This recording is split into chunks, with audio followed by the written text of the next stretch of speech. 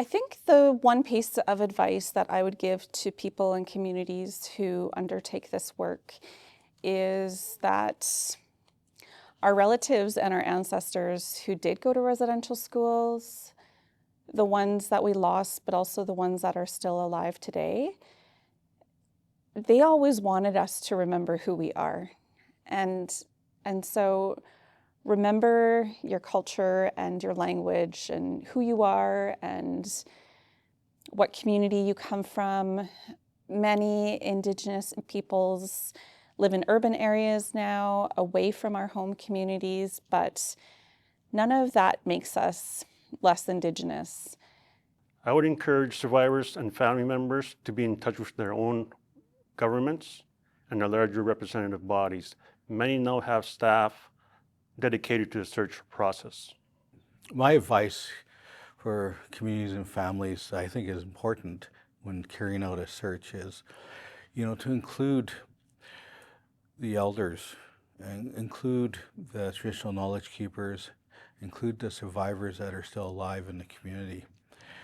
I think, through their guidance, and utilizing the traditional protocols and the ceremonies that are part of our culture that helps us and gives us that strength to deal with what's to come on that journey is important. Because a lot of times if we're not prepared, it can be difficult. This is a long process. There is a lot of expertise needed, and that can be built in the community as well.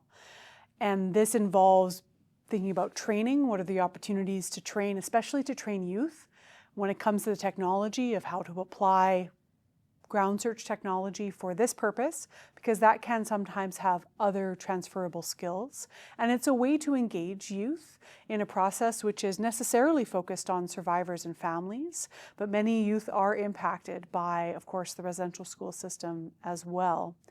And right now there's a lot of reliance on outside companies or institutions.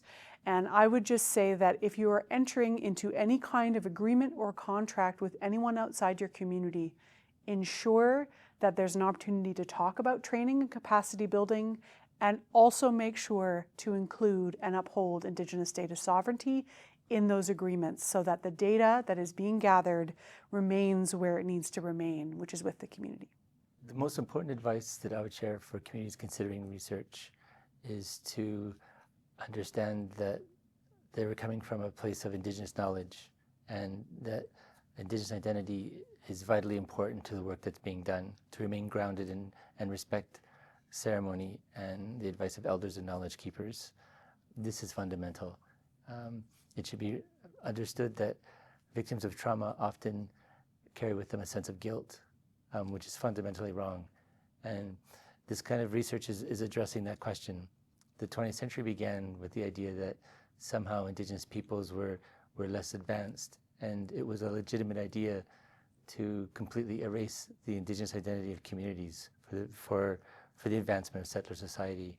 The 20th century closed with the recognition that Indigenous peoples are indeed rights-bearing communities with equal rights, responsibilities and duties, as well as dignity. So it'd be fundamentally recognized that the work that is being done to recognize the value of Indigenous peoples, to educate, to heal, and to go forward with confidence. Another important factor to really consider is how are you going to look after yourselves? Talking about self-care. And self-care is important to look after yourself throughout the whole process and beyond.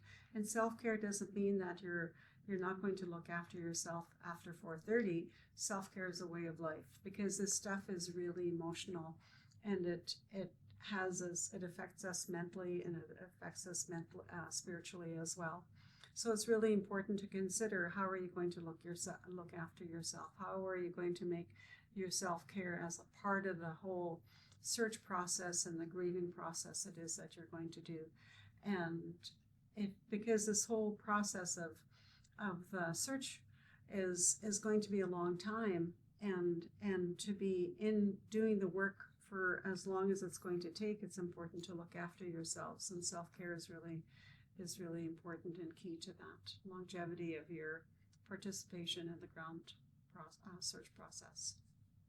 I think the most important thing that people come away from with this is to ensure they have adequate mental health supports, but also that the consultants that they involve are qualified to do this important work.